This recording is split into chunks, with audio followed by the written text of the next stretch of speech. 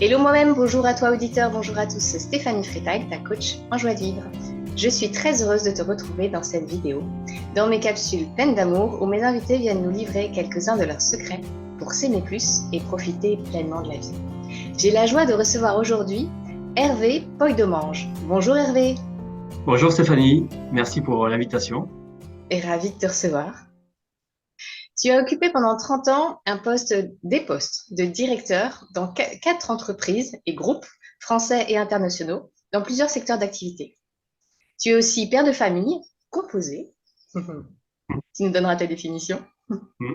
Ton accent du Pays Basque irradie de soleil, rien qu'à t'entendre, ça fait du bien. Et aujourd'hui, en plus, c'est gris, donc c'est chouette. Merci beaucoup. Et ton swing de champion de golf te donne des allures de pro décontracté. Allez donc, merci. Aujourd'hui, tu es auteur, formateur, coach et conférencier. Tu accompagnes les cadres dirigeants et les chefs d'entreprise vers l'excellence managériale avec ta méthode Manager pH. Moi, en bonne chimiste, pH, c'est une mesure d'acidité. Pour toi aussi? Oui. Et Yeah. pour que le pH soit bon dans une piscine, il faut qu'il soit à peu près à 7. Mhm. Et Marocco dans l'indice de dureté du manager. Yes, cool. Ça veut pas Nous dire que avons je suis le... neutre, hein. Pardon? Ça veut pas dire que je suis neutre. Non, non. Nous avons le goût commun de faire bouger les lignes vers un meilleur au sein des équipes. Et un sens de l'humour parfois un peu décalé. Surtout le mien. Je revendique aussi. Ouais. C'est tout naturellement que je t'ai invité aujourd'hui dans mes interviews Hello moi-même pour parler d'amour de soi. Merci de ta participation. Merci à toi. Pour ceux qui ne te connaissent pas encore, Hervé, est-ce que tu peux nous dire qui tu es? Eh bien, moi, je suis Hervé Poydemange, comme tu arrives très bien à le lire, ce qui est pas facile. Et tu as fait une toute petite digression. Tu as dit que j'étais du Pays Basque, alors qu'en fait, je suis bien du 64, le département de l'extrême sud-ouest, ou de l'extrême, des sud-ouest des extrêmes, je sais pas. Mais dans ce département magnifique, il y a deux pays. Il y a le Béarn et le Pays Basque. Donc, j'ai de la famille basque, mais j'ai aussi un nom purement béarnais. Donc, si les Basques entendent dire que Poix-de-Mange, c'est basque, ils vont hurler. Et donc, on va pas faire ça. Donc, j'ai la double nationalité parce qu'au Béarnais. Depuis la Normandie, ça fait du sud-sud, Ouais, hein. et on est loin de l'Europe quand même. On est loin de l'Europe. Donc moi, je suis donc avec Poinement, je viens donc de ce petit village de Saïx de Béarn, que tout le monde connaît maintenant dans mes conférences. Et comme tu l'as dit tout à l'heure, j'ai été cadre dirigeant dans 4 groupes différents, 3 secteurs d'activité pendant plus de 32 ans. Et j'ai monté ma société de conseil qui s'appelle PH2I Conseil. PH2I veut dire performance harmonieuse. Et les deux I veulent dire incarner et impacter. C'est ce que j'explique dans ma méthode pour remplacer le savoir-être et le savoir-faire. Donc, j'ai créé cette structure-là il y a 2 ans, dans laquelle je fais de l'accompagnement de dirigeants, soit des managers de grands groupes, pour prêcher un petit peu la parole du management et des managers dans l'excellence. Et puis, je fais de l'accompagnement de dirigeants de PME pour les aider à développer leur entreprise pour que d'abord ils s'y sentent mieux et que leurs collaborateurs s'y sentent mieux aussi. Et enfin, donc, je fais partie de la troupe Inspire Expire, dont tu fais partie, pour des conférences qui font alors 7 minutes, c'est un nouveau format, 20 minutes, et puis 45 ou 50 minutes pour prêcher la bonne parole d'un management dans l'excellence. Voilà un petit peu ce que je fais toute l'année. Hervé, tu nous as parlé de ton parcours professionnel, mais personnellement, c'est quoi ton histoire? Ben, c'est l'histoire assez simple d'un petit gars du sud-ouest, d'un petit village du sud-ouest, né dans une cité HLM, qui s'est construit toute sa carrière sur des prises de risques, des rencontres, et avec le lien du sport qui m'a fait me sortir et me faire ouvrir à pas mal de gens. Donc, né dans une famille très modeste. Alors, j'ai un nom, je le dis à ma conférence, j'ai un nom qui veut dire Puey, la colline, Domange, le domaine sur la colline. Et je raconte que tout de suite après, j'ai grandi dans une cité HLM et au rez-de-chaussée. Et sincèrement, la cité HLM de l'époque, c'était plutôt de l'harmonie. On parle de mixité, c'était vraiment fabuleux, une parfaite entente, même s'il n'y avait pas beaucoup de revenus dans la cité. C'était vraiment une super ambiance. Et c'est l'histoire d'un petit gars qui est parti de son petit village pour finalement devenir cadre dirigeant d'un très grand groupe international. Et toute la trajectoire qui a été faite de progression, de rencontres, mais également de risques pris. Donc je pense que tout le monde peut arriver à réussir en partant de pas grand-chose, à réussir une carrière professionnelle avec un peu d'énergie et beaucoup de détermination, mais c'est pas une fatalité. Je pense que tout le monde peut y arriver. Si moi j'y suis arrivé, tout le monde peut y arriver. Merci à vous. Comment t'en es venu à faire du management? Bah, le management, ça s'est fait. Alors, je vais te donner une anecdote très très simple. Je fais partie des générations qui ont fait l'armée, service militaire, comme on l'appelait. Et lors de l'intercorporation, on nous met dans une salle, on nous rase la tête et on nous met tous face à des consignes extrêmement directives. Et là, je me suis dit, il y a un petit souci. Ça va être très compliqué. Et donc, je me suis dit, bah, il va falloir. En fait, je m'aperçois qu'il va falloir être d'un côté ou de l'autre. Et rapidement, j'ai compris qu'il fallait mieux être du côté des dirigeants que des dirigés, du tout moins dans cette structure-là. Et ensuite, bah, tout naturellement, quand je suis rentré dans on va dire, après mes études de logistique en région parisienne, je suis rentré dans le milieu du leadership et du management assez naturellement. A priori, j'ai incarné et j'ai impacté dans mes décisions déjà à l'époque. Donc, c'est une trajectoire qui s'est imposée quasiment d'elle-même. Et quelle place le management prend aujourd'hui dans ta vie? Bah, aujourd'hui, enfin, c'est devenu très rapidement une passion que j'ai développée et je me suis vraiment éclaté pendant 32 ans à occuper ces postes-là. Aujourd'hui, c'est une passion que j'essaie de transmettre. Voilà, c'est toute ma vie et c'est ce que j'essaie de transmettre pour une raison simple, c'est que je pense que quand un manager va bien, les collaborateurs vont bien et inversement. Donc, j'ai toujours souhaité aller le mieux possible pour que mes collaborateurs performent, mais comme tu le sais, dans l'harmonie. Donc, pour moi, le management est une vraie passion. Et aujourd'hui, mon combat, parce que je peux l'appeler presque un combat, c'est de transmettre cette passion et ce goût du management positif, performant, mais surtout dans l'harmonie. Et pourquoi tu as choisi d'en faire des conférences? Ben, pour une raison très matérielle, c'est que ben, c'est le meilleur moyen de prêcher la bonne parole au plus grand nombre de personnes. Là, tu vois, on fait un entretien tous les deux, même si ce sera diffusé.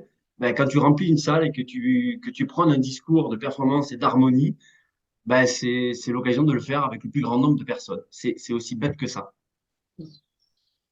C'est quoi les trois grandes réalisations de ta vie dont tu sens de la fierté ou de la gratitude aujourd'hui? Alors, les trois plus grandes réalisations, j'aime pas le mot réalisation, mais les plus grandes fiertés dont je peux avoir, la première s'appelle Tristan, il a 25 ans. Le deuxième s'appelle Victor, il a 19 ans. Et la troisième s'appelle Carla et elle a 10 ans. Voilà. On parle de fierté personnelle qui sont extraordinaires, vraiment des enfants fabuleux qui me remplissent de joie à chaque fois que je les vois. Mais plus professionnellement, dans ma carrière, j'ai eu trois étapes très importantes. Et là, on peut parler de réalisation ou de choix. La première réalisation ou le premier choix que j'ai eu à faire, c'est de quitter mon cocon familial. Tu sais, on parle souvent de zone de confort, qui d'ailleurs n'en était pas vraiment une. Le plus souvent, on appelle ça une zone de confort, mais ça n'en sont pas vraiment. Donc là, j'ai quitté mon BR natal, mon environnement familial, pour partir faire mes études en région parisienne. Et ça a été pour moi une première réalisation à la fois difficile, parce que c'est une décision de quitter ses amis et son environnement quotidien. Mais c'était une décision qui a été très, très importante, parce que c'était une très grosse partie d'évolution pour moi, où je me suis ouvert à pas mal d'autres choses. La deuxième, dans cette carrière professionnelle de manager où j'ai eu pas mal de succès, en plein milieu de ma carrière, j'ai changé de secteur d'activité. J'étais dans un métier dans lequel j'étais complètement expert, le transport, la logistique. J'étais connu et reconnu pour mes compétences techniques et je suis parti en restauration collective. Un milieu qui ne m'attendait absolument pas et dans lequel je ne connaissais rien. Là, pour le Euh, coup, tu as fait une vraie sortie de zone de confort, quoi. Alors ça a été une vraie sortie de zone de confort, mais ça a été une décision très stratégique, puisque je me suis dit, ben, euh, j'ai vu ces fusions de grands groupes à l'époque dans le transport et la logistique, et pourtant j'étais dans le scénario de la croissance de la boîte. Mais je me suis dit, ben, du jour au lendemain, en fait, quelqu'un peut débarquer et avoir, alors le mot va paraître un peu fort, avoir un droit de vie ou de mort sur l'ensemble des personnes, simplement en une décision d'une personne qui, d'un seul coup, ben, t'aime ou t'aime pas. Et ça m'a un peu choqué. Et même si, encore une fois, j'étais du bon côté de la barrière avec dans une entreprise qui voulait me garder, je me suis dit, je veux pas subir ça, je vais être le plus libre possible. Et pour m'acheter cette liberté, je me dis, ben, je vais travailler dans un secteur qui est pas le mien. pour à la fois prendre ce risque, mais ce risque a été payant puisque ça m'a permis de m'ouvrir à d'autres personnes et à d'autres secteurs d'activité. Voilà, donc c'est là où je basculais dans cette fameuse période de manager expert à manager plus généraliste. Et c'est à partir de là que j'ai réfléchi à créer cette fameuse méthode Manager PH, dont je parle dans mes conférences, mais surtout dans mon bouquin.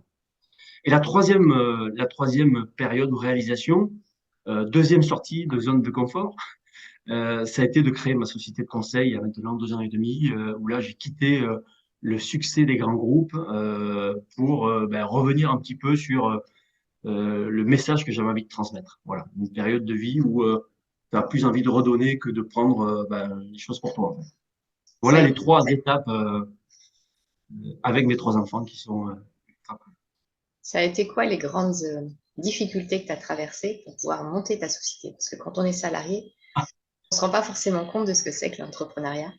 Alors, je parlerai pas de difficultés administratives parce que ça, elles sont connues et reconnues. Je crois qu'on est le pays fait pour ça.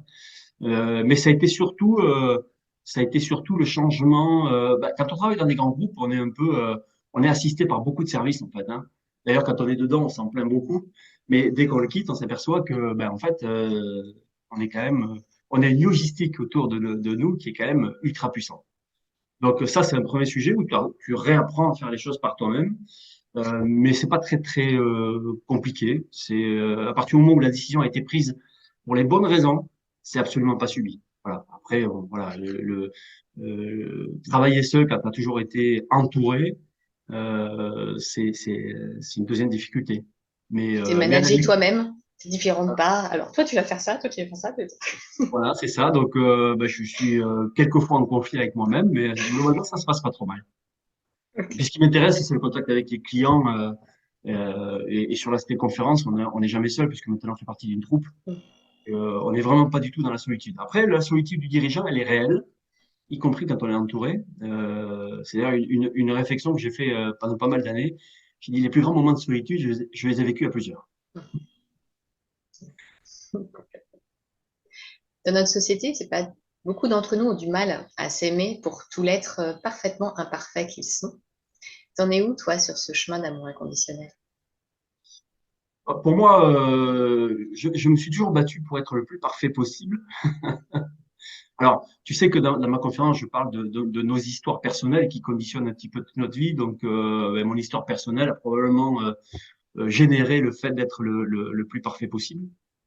Donc, j'y suis arrivé pendant pas mal d'années jusqu'à accepter de ne pas l'être. Mais c'est toujours un combat parce que moi, j'ai trouvé mon salut à travers la performance collective et notamment dans le sport. Voilà. Moi, une des façons pour moi de me renvoyer les meilleurs points positifs, c'est de gagner à plusieurs. Voilà. Donc, ça a toujours été, là, j'ai commencé par le foot, qui m'a apporté énormément de choses positives. Ensuite, j'ai fait un petit peu de tennis, au fur et à mesure que le physique se dégradait. Et puis, je vais pas dire que j'ai fini parce que je suis en plein dedans. Aujourd'hui, je fais du golf, mais du golf en équipe. Ah, Euh, d'accord. c'est un sport individuel comme le tennis, mais dans lequel on trouve enfin, moi, en tout cas, moi, je trouve mon salut en équipe. On s'en va, par exemple, dans 15 jours faire les championnats de France avec 7 joueurs et on va, pendant une semaine, ferrailler avec contre les adversaires pour soit se maintenir en deuxième, soit monter en première. Mais en tout cas, moi, j'ai trouvé mon salut dans la performance collective, tant au niveau professionnel que sportif, en fait. Et c'est vraiment ce qui me renvoie les choses les plus sympas.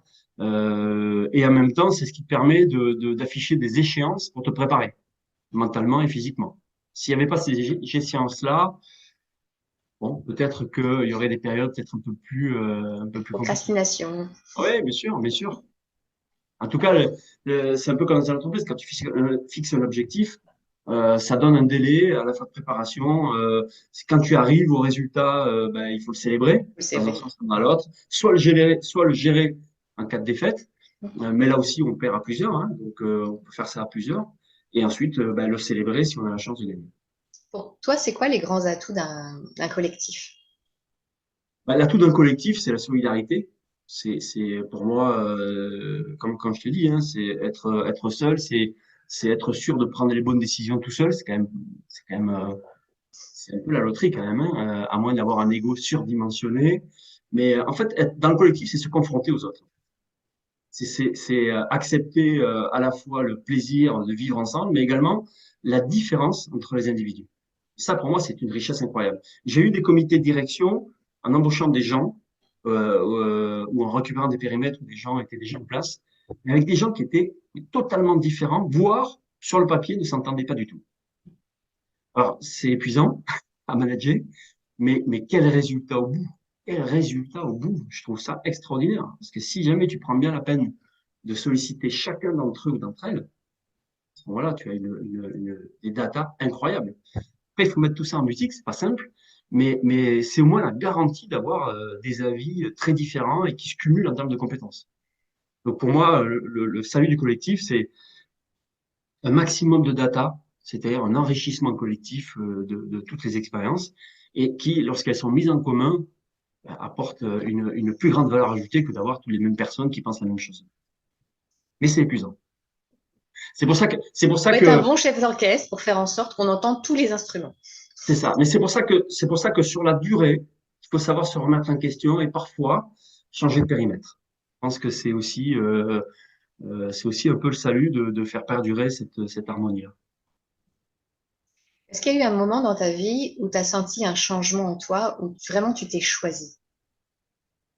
Alors, il y a eu un changement très particulier dans ma vie à l'âge de 20 ans, en fait, jusqu'à 17, 18, 20 ans, les choses n'étaient pas totalement fluides, se passaient pas totalement dans le succès.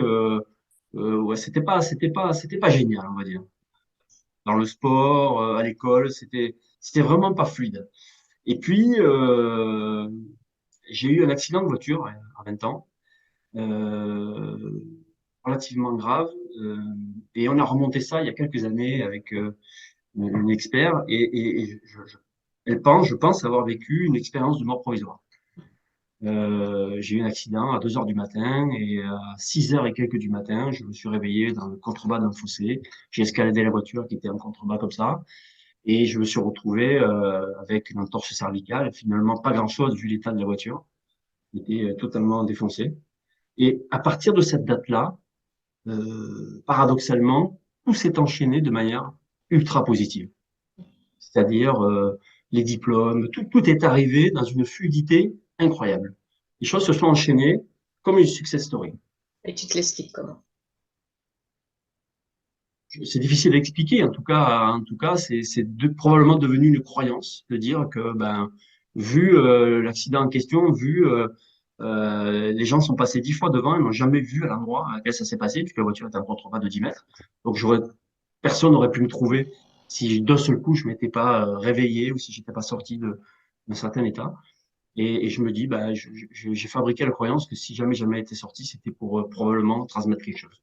Ouais. Tu as mis du sens en fait sur l'événement et tu as senti la fragilité de la vie. Mais en tout cas, ce que j'ai constaté de manière factuelle, c'est qu'il y a eu un avant, un après. Ouais. Un avant pas toujours très positif et un après totalement positif dans l'enchaînement des événements, en fait. Est-ce que tu as senti un changement dans ton état d'être, ton état de voir les choses? Je pense que j'ai eu plus d'énergie et plus de détermination. Si je fais le film de ce qui se passait avant, je pense avoir beaucoup plus subi avant cet accident-là. Et après, j'ai fait partie des gens très déterminés, en se laissant peu de chances de rater les choses, en fait. Avec En une te donnant les énergie. moyens, quoi. Ouais. Faire des Si choix je et devais donner les moyens de qualifier un réussir. avant après, ça serait en termes d'énergie, en fait. Il y a eu une période où j'ai subi, une période où j'ai véritablement choisi, d'ailleurs, plein de choses, assumé, fait des changements très importants au niveau géographique, au niveau professionnel et même au niveau personnel. Donc, une détermination vraiment assez puissante. Pour moi, l'énergie, elle vient à partir du moment où justement on a cette détermination. On se met en mouvement en fait. Et l'énergie, elle arrive. C'est comme quand on est parent. Enfin, avant d'être parent, on est un peu fatigué quand on dort pas assez, tout ça. Et quand on est parent, on est mis à rude épreuve. Et en fait, l'énergie, elle vient. Malgré le fait d'avoir fait une nuit blanche, malgré le fait d'être réveillé toutes les nuits pendant X mois, on a encore de l'énergie. Ça se développe en fait. Tu ressens ça aussi ou pas? Oui, ben, c'est un peu le même concept. On devient une personne différente, ben, ça va dans le sens de l'évolution des individus. C'est le sens de la vie, hein. On grandit. Au quotidien, il n'est pas toujours évident de prendre soin de soi. Nous sommes Ouais. tous différents avec des moyens différents de répondre à nos besoins. Et chaque expérience peut en inspirer d'autres. Tu mets quoi en place en ce moment, toi, pour prendre soin de toi? Alors, en ce moment, c'est pas en ce moment, je crois que ça fait, je te le dis, moi, le rapport au sport a toujours été un moteur pour moi. Ça a été un moteur parce que le sport est extrêmement complet et complexe, c'est-à-dire la façon de se préparer à des échéances permet de s'occuper de son physique déjà, de faire attention, que ce soit en préparation physique ou mentale. Je crois qu'on a un ami commun qui s'appelle Hicham Akadam, qui parle de préparation, ou Thierry Ferret, qui travaille sur la préparation mentale. C'est un sujet, la préparation physique, je connaissais bien. Je sais me préparer à des échéances. C'est-à-dire que je me suis toujours préparé dans des changements d'entreprise comme un sportif de haut niveau. Et tu sais ce que j'entends. Je pense que les managers sont des sportifs de haut niveau. Et à chaque changement d'entreprise, je me suis préparé. Je me suis préparé à avoir la meilleure forme physique et à avoir l'image la plus positive pour mes futurs collaborateurs, mes futurs clients. Et donc, cette préparation physique a toujours été pour moi très, très, très, très importante. C'est-à-dire faire attention, même si évidemment, hein, on peut faire des excès, on peut avoir un certain nombre d'états de stress qui peuvent apporter des excès dans notre alimentation ou autre, mais j'ai toujours, par des échéances, fait attention à me préparer correctement physiquement pour envoyer la meilleure image possible. Ça, c'est l'image physique. Par contre, l'image mentale, c'est un travail sur lequel je travaille depuis quelques années maintenant. Ça n'a pas toujours été un sujet pour moi. C'est-à-dire que j'avais cette détermination qui me suffisait depuis quelque temps et depuis avoir croisé des individus qui travaillent sur la préparation mentale. On s'aperçoit que le fameux mental qui est là pour supporter tout, il se travaille comme un muscle, il s'entraîne comme des séances de musculation ou d'étirement. Et je pense que le travail aujourd'hui, il est plus dans la combinaison entre le corps et le mindset pour faire attention à la fois à mieux subir les événements ou toutes les différentes crises qui arrivent, parce que on parle du Covid aujourd'hui ou hier, mais il y en aura d'autres demain. Moi, pendant 32 ans de carrière, je n'ai vécu que des crises. La Donc, vie, c'est pas ça. La vie, c'est tutut, ouais, bien tutut, sûr. tutut. Donc, c'est juste comment je m'accompagne dans les hauts et les bas, quoi. C'est tout. Ouais, c'est ça. Mais c'est pas simplement en le disant. Oui, c'est Il y a clair. un vrai travail. En tout cas, ce qui est certain, c'est que on peut pas ne rien faire. Est-ce que tu as des exemples concrets pour des personnes qui auraient besoin, voilà, de conseils? Qu'est-ce que tu peux leur donner? Alors, tu vois, dans ma discipline qui est le golf aujourd'hui, tu sais que j'en parle sur scène, c'est parce que pour moi, c'est un sport qui est, d'abord, c'est un sport. Si c'est bien fait, c'est un sport. En tout cas, c'est un sport qui associe énormément de choses. Le physique, le mental, la technique, la stratégie. Il y a énormément de choses à mettre ensemble pour réussir une partie ou un score ou une compétition. Euh, j'ai travaillé avec un ami là, qui est préparateur mental. J'ai travaillé sur la visualisation. Voilà, la visualisation, à la fois, pendant une vingtaine d'années, j'ai eu un niveau assez intéressant, mais j'avais du mal à passer le cap de performance au-dessus de ce niveau-là. Et il m'a aidé à travailler cette visualisation sur, tu vois, par exemple, quand on est à 100 mètres du drapeau, l'idée, c'est pas de regarder le drapeau avec la détermination de vouloir mettre la balle le plus près possible. Ça, c'est ce que l'on fait naturellement et c'est pas suffisant. La visualisation, c'est de faire le schéma, de voir sa balle voler jusqu'à cet endroit-là. C'est la différence entre regarder et visualiser. Voilà. Donc, pendant des années, j'ai regardé et ça se passait des fois bien, des fois moins bien. Et aujourd'hui, je travaille sur la visualisation, c'est-à-dire l'acceptation des données là où elles sont, la prise d'information et la visualisation. C'est-à-dire qu'à partir du moment où je visualise la balle qui va faire ça, et on en a discuté avec Hicham lorsqu'on était à Marrakech. Il a fait une vidéo dessus. C'est que quand je visualise la balle, je suis en train de passer une commande à mon corps pour qu'il réalise le geste qui correspond Allez. à cette visualisation. Alors que si je ne fais que regarder le drapeau, même si le drapeau est bleu, que je regarde le drapeau bleu, ben, le corps sera pas forcément en adéquation avec ce qu'il doit faire. Donc, concrètement, c'est visualiser les choses plutôt que les regarder. Et l'exemple du sport, il est évident dans le travail professionnel. C'est-à-dire que quand on va faire une réunion d'équipe avec ses collaborateurs, on a un message à leur passer, eh ben, on prépare cette réunion. C'est pas parce qu'on est manager qu'on doit un message à passer, qu'on ne doit pas la préparer. C'est comme une conférence.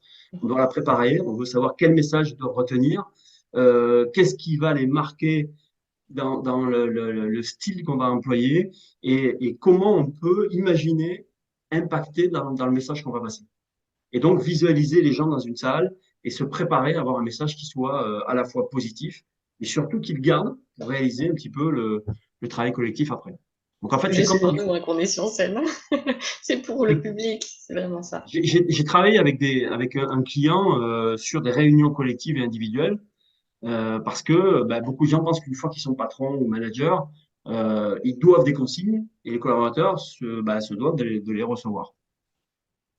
Certains font ça de manière assez innée, qui ont un leadership naturel, mais très sincèrement, je pense qu'il faut les préparer.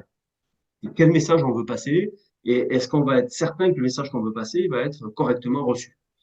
Pour moi, un des drames dans les entreprises, c'est les malentendus. Voilà. Le malentendu, c'est entre la consigne qu'on veut passer et celle qui est perçue. Et ça, c'est un manque de préparation. On voit que des gens arrivent en réunion avec très peu de préparation ou trois mots. Je pense qu'il faut vraiment faire attention aux gens à qui on s'adresse et à la fois préparer et puis débriefer après sur ce qu'ils ont réellement reçu, Entendu, perçu compris. et ce qu'ils sont capables de déployer derrière. Pour moi, c'est source de malentendus, vraiment. Mm. C'est de la communication. D'incompréhension. Mm. C'est de la communication. Comment tu cultives ton estime de toi malgré les critiques publiques ou privées et les erreurs? Alors, les critiques, moi, elles sont jamais bien, elles ont jamais été bien reçues. J'ai toujours été dans la réaction, plus ou moins rapide d'ailleurs. Et il m'est même arrivé de ressentir des critiques, même sans qu'elles soient verbalisées. Ah, rien qu'avec le regard, déjà, on sent des trucs. Hein, Ouais, ouais, ou même sans le regard, il y a une espèce d'énergie négative qui t'est renvoyée. Et moi, j'ai toujours été en réaction, ce qui parfois, enfin souvent, a pu être désagréable pour les gens en face, parce que moi, si je me sens agressé, je suis en réaction. Donc, c'est quelque chose que Toi, tu fais pas partie de ceux qui vont être dans la fuite ou dans la sidération. Je pense que c'est plus dans l'attaque. oui, dans la réaction. Donc, c'est pas toujours très positif. Et donc, c'est un vrai travail. Et récemment, d'ailleurs, on a pu se produire face à un groupe pas super réceptif, on va dire. Un Et, peu alcoolisé en plus. et ce groupe-là, même si sur le moment ça a été extrêmement douloureux, il y a deux choses qui m'ont permis d'avancer, des choses qui, il y a 3 ans en arrière, j'aurais peut-être plus mal réagi. En fait, la première des choses, ça a été l'humour. Ça a été de faire de l'autodérision et de prendre les choses par de la dérision. Quand j'ai compris que l'endroit où nous étions était un véritable traquenard, je me suis dit, il faut prendre ça de manière plus légère. Donc ça a été la première façon de bien supporter la Ça situation. permet de pas le prendre personnellement. Ouais, en tout cas, ça permet de pas surréagir parce que je sais que c'est mon défaut potentiel. Et ensuite, par contre, j'ai mis une semaine à digérer et j'ai ressorti, une fois que tu enlèves la critique des autres personnes, qu'est-ce qui reste du fond De constructif, euh, quelque part. sur lequel ce public-là a forcément eu raison d'avoir ces réactions-là. Donc, en gros, je travaille sur le fond. Par contre, Le reste. je combattrai toujours la forme. Donc, mais en tout cas, le fond, c'est la critique. Alors, certains appellent ça la critique constructive. Bon, je garde le fond. Je dis, voilà, qu'est-ce qu'il y a pu dans ma posture, dans ma sémantique, ne pas plaire à ce public-là, au-delà du fait que je pense qu'on aurait pu mettre quelqu'un de diamétralement différent, ça n'aurait pas pu non plus. Mais quand même, comment tu peux t'adapter, comment toi tu peux travailler. Et très sincèrement, ça m'a permis de construire une autre conférence que tu as pu entendre, et ça a été plutôt bénéfique. Donc, je peux dire que depuis ces trois années, ce travail sur le mindset, sur la préparation mentale, m'amène à être un peu moins en réaction et plus en construction de ce genre de situation. Voilà. Donc, D'aller pas chercher les plus. points constructifs qui te permettent d'améliorer et Ouais, laisser le reste, et puis prendre soin de la part d'ego qui est peut-être un peu abîmée des fois dans les trucs ouais, mais enfin, chiffonnés. alors, je parle de digestion, c'est presque de la cicatrisation. Donc, Ouais. voilà, une fois que c'est cicatrisé, qu'est-ce qui reste? Il reste bien deux, trois choses sur lesquelles je dois m'améliorer. Et c'est vraiment là-dessus que j'ai bossé et c'est plutôt intéressant comme démarche. Donc, l'acceptation, l'acceptation, elle est importante parce que si tu n'acceptes pas, tu es dans le combat On fait des autres. Ouais. et tu grattes pas le fond. Hein. Donc, acceptation zen sur la forme, euh, le plus possible, et ça, c'est pas le plus facile. Et sur le fond, qu'est-ce que tu vas capitaliser de de ce qui reste au bout d'une semaine de ce qui a été ressenti. En fait. Donc ça, c'est plutôt très intéressant. Et dans les critiques privées, tu sens une différence ou pas? C'est un peu pareil, c'est un peu pareil. Il faut garder le fond avec peut-être une digestion plus rapide. Oui, c'est un peu pareil. Moi, j'ai fait mon histoire personnelle m'amène à surréagir. J'ai travaillé pendant pas mal d'années sur le fait de plus réagir ou de moins réagir. Et très sincèrement, je suis devenu un peu une autre personne. Donc, il faut faire attention à rester en partie soi-même, mais à travailler, alors pas à la marge, mais travailler les sujets sur lesquels. Donc, pour moi, c'est un travail de moins réaction à chaud et d'intégration à froid pour évoluer dans sa posture et son attitude. Mais je continuerai de m'indigner, je continuerai de m'énerver. Alors, d'abord, dans Bien énerver, touché. énerver, d'accord? Donc, voilà, si je m'indigne pas sur des choses qui vont pour moi pas dans le bon sens, c'est que je suis plus moi-même. Je veux garder mon énergie et la mettre le plus au service des autres.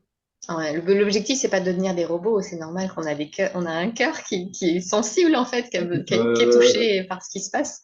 Après, c'est qu'est-ce qu'on en fait et comment on le fait, en fait. c'est ça. Je reste un passionné Mm. et pour moi, j'espère le plus longtemps possible vivre et transmettre cette passion parce que tu vois, le management, c'est une discipline extrêmement compliquée.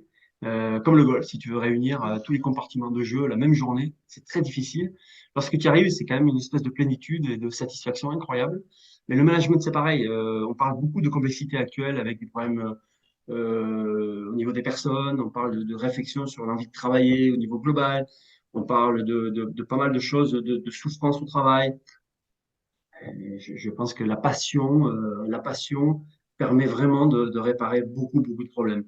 Si tu fais un sport, bah, tu vas faire du jogging et il pleut.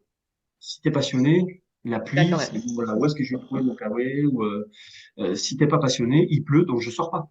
C'est c'est c'est pareil dans le management. S'il m'arrive la démission de quelqu'un, je n'arrive pas à trouver quelqu'un ou un client, j'ai perdu un client, ben donc tu vas redescendre en énergie et tu vas plus embarquer tes équipes pour résoudre tous ces problèmes-là. Pour moi, la passion, c'est ce que je veux transmettre et c'est un des plus beaux compliments que j'ai reçus à la fin de ma conférence, c'est de dire, mais vous êtes quand même quelqu'un de passionné. Ben, ok, si tu as perçu ça, c'est Écoute, que c'est gagné. gagné.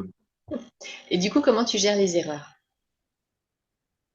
Les erreurs, je les J'en fais gère quand pas.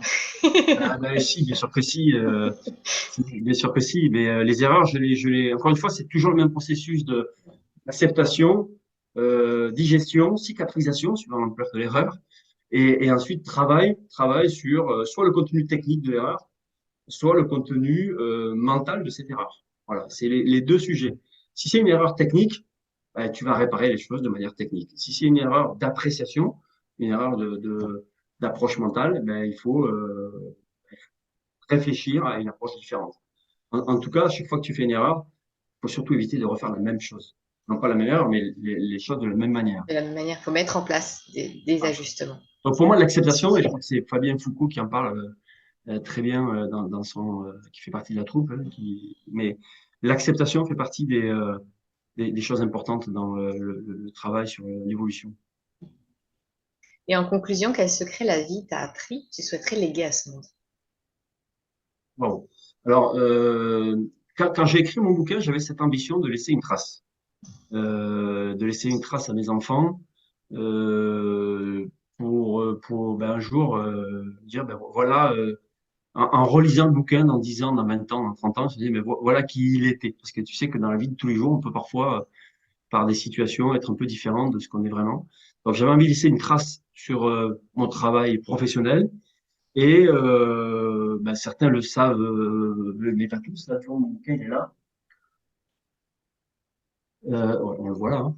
En fait, la couverture de mon bouquin, donc on retrouve Manager PH, donc la performance harmonieuse. La couverture de mon bouquin, c'est deux triangles vers le haut et un triangle vers le bas. Donc les triangles vers le haut sont mes deux garçons, et le triangle vers le bas, c'est ma fille. Sachant que Tristan, l'aîné, a les yeux marrons, Victor a les yeux verts, et Carla a les yeux bleus.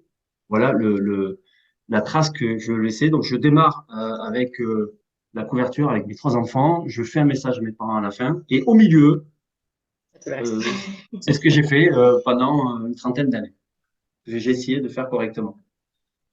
Donc ça, c'est le premier sujet. J'avais vraiment envie de laisser l'histoire de mon travail parce qu'il a été très, très dense. Et comme je le dis dans l'Ode des managers au départ de mon bouquin, être présent pour les uns, c'est parfois être absent pour les autres. Donc je voulais qu'à un moment donné, un jour, dans leur vie, ils se disent, ben, voilà pourquoi une partie de sa vie, il a été absent.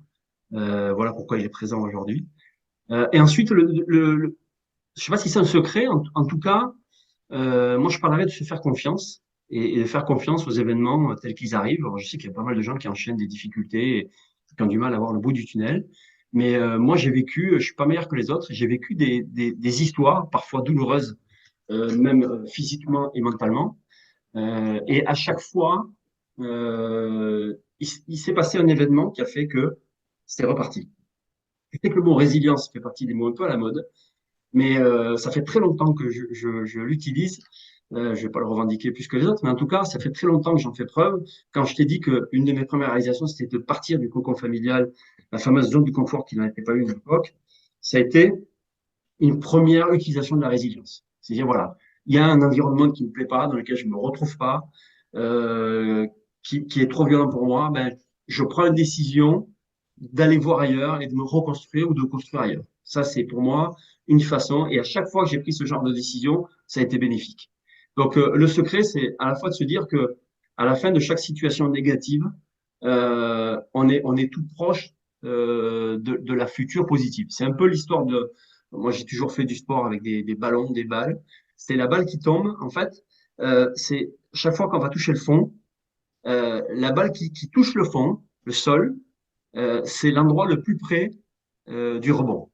Donc, pour moi, quand on touche le fond, c'est qu'on est très, très près du rebond. Et cette image-là, pour moi, elle est très importante. C'est que il y a une espèce de spirale dans laquelle on tombe, quelles que soient nos situations, à un moment donné dans notre vie, même si elle dure plus ou moins vite, même s'il arrive plus ou moins tard, ça nous arrive à tous.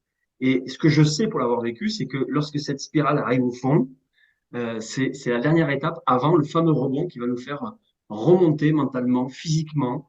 J'ai constaté ça beaucoup de fois. Donc, le message, c'est euh, de faire confiance à cette mécanique-là de descente avec ce rebond. Et lorsqu'on est prêt vraiment de toucher le fond, on est très, très près. Presque le plus douloureux, c'est l'amorce de la descente, puisque le fond, c'est vraiment le plus près du rebond. Et ensuite, le deuxième secret que j'ai utilisé moi pendant toute ma carrière professionnelle, c'est et beaucoup moins au niveau personnel, c'est de prendre les décisions quand ça va bien. C'est-à-dire toutes les décisions professionnelles que j'ai pu prendre de changement d'entreprise, de choix stratégiques, de secteur d'activité, je les ai pris au moment où j'étais au top de ma carrière. Et d'ailleurs, ma dernière décision de quitter le grand groupe dans lequel j'étais pour créer ma structure, j'y étais parfaitement bien dans cette entreprise et j'aurais pu y rester, puisque c'est une proposition qu'on me faisait à un poste très intéressant. Mais j'ai toujours pris des décisions au moment où j'étais en plein succès. Alors, simplement pour dire que on a une meilleure lucidité dans cette période-là que quand on subit le début de l'amorce et de la spirale négative. Pour moi, c'est prendre les décisions pour les bonnes raisons et pas les mauvaises. Moi, je suis parti de l'entreprise dans laquelle j'étais en parfaite harmonie avec mes collègues, avec mon patron qui était un ami. Et c'est un choix que j'ai fait en pleine conscience. et pas pour de mauvaises raisons. J'ai aucune revanche à prendre sur ni les clients ni les gens avec qui j'ai travaillé. Et ça, c'est plutôt très positif. Donc, s'il devait y avoir un secret au niveau professionnel, ça serait de faire confiance quand la balle va toucher le sol, faire confiance au C'est fait que clair. voilà, Ça se fait la comme balle va ça. remonter. Pas Bon, il perdre, faut que pas l'encontre soit perdre le fil. suffisamment fait. Euh, mais 9 fois sur 10, la balle, elle repart vers le haut, c'est sûr. Et ensuite, se poser les bonnes questions au niveau trajectoire professionnelle au moment où on est au top. On est au moment où on est dans la fameuse zone du confort. C'est là où il faut qu'on prenne des décisions pour les bonnes raisons et non pas contre quelque chose ou contre quelqu'un. Merci beaucoup, Hervé, pour ton partage d'expérience, pour ces astuces et cette sagesse que tu partages. Merci beaucoup. Merci à toi. J'espère, toi, sincèrement, auditeur, que tu profites de ces clés pour t'inspirer sur ton propre chemin professionnel et personnel, pour t'aimer encore plus davantage et te soutenir, oser la résilience, oser garder espoir quand tu commences à toucher le fond, quand tu es dans cette Quand spirale-là, tu où tu amorces te la dis, mais spirale, quand est-ce que ça va s'arrêter? Oui, ça va s'arrêter, ça va forcément rebondir à un moment. Et garde espoir, franchement. Ça, voilà, la vie, elle est cool, elle est courte, elle il est faut se faire cool. confiance. Voilà, il faut rester dans cette confiance. N'hésite pas à me partager dans les commentaires en dessous où est-ce que ça vient de travailler, quelles sont tes prises de conscience, ton cheminement personnel, tes questions. On sera très content avec Hervé de te répondre. Avec plaisir. Hervé, je te souhaite une très belle continuation dans tes projets. Où est-ce qu'on peut te retrouver en ce moment? Alors, on peut me retrouver au niveau des conférences sur le show Inspire, Expire, le show. Donc, on retrouve ça sur YouTube ou sur le site directement, avec une tournée qui s'annonce, a priori, dans pas mal d'endroits en France. Et puis, on peut me retrouver sur mon site internet, manager-ph.com, où on va retrouver mes prestations, l'accompagnement de dirigeants ou des journées d'accompagnement de managers dans les grands groupes. Donc, on peut me retrouver soit sur le show Inspire Expire au niveau des conférences, soit sur mon site internet manager-ph.com. Vous retrouvez le lien sous cette vidéo. Voilà. Merci en tout cas Stéphanie, c'est très agréable. Merci à toi. Et bonne journée à tous. Cher auditeur, écoute ton cœur et suis ta boussole de joie. On se retrouve le mois prochain dans une nouvelle interview toujours aussi inspirante. À très bientôt. Salut Hervé. Merci beaucoup. Vous venez de recevoir de la valeur. Je vous invite à redonner de la valeur en partageant cette vidéo. Pour ne rien rater de mes prochaines vidéos, pensez à vous abonner à ma chaîne. En activant la cloche, vous recevrez mes notifications par mail. Je vous souhaite une très belle continuation, une bonne journée et à très bientôt.